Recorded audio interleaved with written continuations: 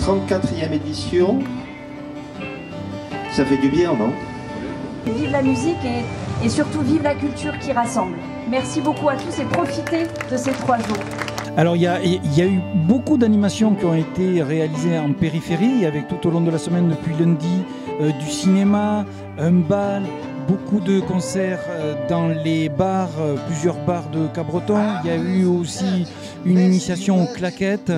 Et là, on attaque vraiment les 3 jours de festival au jardin public, avec effectivement 4 concerts par jour. Un concert à 11h ou 11h30. Demain, c'est une déambulation dans le centre-ville.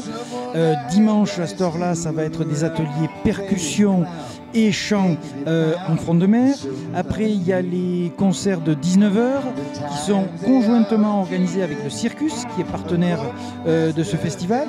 Et après, les 2 concerts du soir. Alors, il y a cette traditionnelle soirée maintenant de début du vendredi soir depuis 3 ans, puisque vous savez que la ville de Nazaré est jumelée avec la ville de Cabreton, ou inversement. Donc on a ce partenariat sur... on a créé un sextet avec Adelino, mon homologue portugais, directeur du festival de Nazaré Valado. 3 musiciens français, 3 musiciens portugais qui ne se connaissent pas à la base. Donc ils vont se rencontrer sur une résidence de 4 jours à Nazaré, puisque le festival de Nazaré c'est au mois de mai. Et ils se produisent sur un concert à Nazaré. Et après, ils reviennent ici pour le festival de Cabreton, et ils refont ce concert-là. Et là, après, à 22h30 ce soir, il y aura cette battle, cette rencontre des 2 big bands, le big band de Nazaré et le big band de Côte-Sud qui est basé à Souston. Alors ça, on pourra dire que c'est l'axe franco-portugais, et c'est un petit peu d'actualité en ce moment. Et demain, samedi soir, on va plutôt être sur un jazz ouvert, notamment avec un premier concert à 21h, une rencontre d'un quartet de jazz avec une rappeuse. Alors c'est pas la rappeuse qui va rapper du jazz, c'est la musique jazz qui rencontre le rap. Et la rappeuse, avec sa voix, sera un instrument de la formation.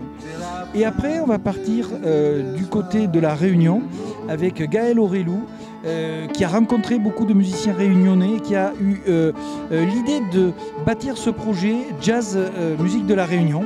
Donc on va partir sur un jazz vagabond. Et pour finir, la couleur de dimanche, c'est la soirée de clôture, où là c'est un petit peu dédié un petit peu à la danse, tout le monde se lâche, c'est le dernier jour, tout le monde fait la fête, même si les gens font la fête les soirs d'avant. Mais on va, première partie avec The Soulster, qui est une formation de rhythm and blues et de soul, ça les gens aiment bien ça. Et après on terminera avec Sarbacul, qui est une formation d'afrobeat, cette musique qui avait été plus ou moins inventée par Fela, qui était bien connue, qui mélange jazz, musique africaine, funk et tout ça. Donc là, on est sur une soirée vraiment festive.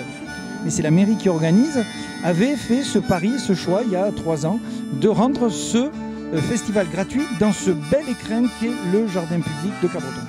Qu'après le Covid, où on a connu, nous, le festival à Cabreton, il avait été maintenu, mais on a connu des salles au quart plein, parce que les gens ne venaient pas, avaient peur. Et a germé cette idée, mais pourquoi pas faire un festival en extérieur et ouvert à tout le monde, que les gens circulent. Parce qu'un concert dans une salle, il faut prendre un billet, il faut rentrer, il faut rester dedans. Quand on est dans une salle, on ne bouge pas. Quand on est dans un jardin public, on bouge, on vient, on repart, on revient, ça bouge, il y a tout le temps du monde. Et c'est aussi très intergénérationnel, puisque la médiathèque installe un espace avec des grands jeux en bois, des jeux de société, où les enfants peuvent venir, les parents peuvent jouer avec eux ou écouter un petit peu de musique. On a le partenariat aussi avec le Circus, qui fait la buvette et la restauration. Et ça donne ce côté champêtre, convivial et intergénérationnel.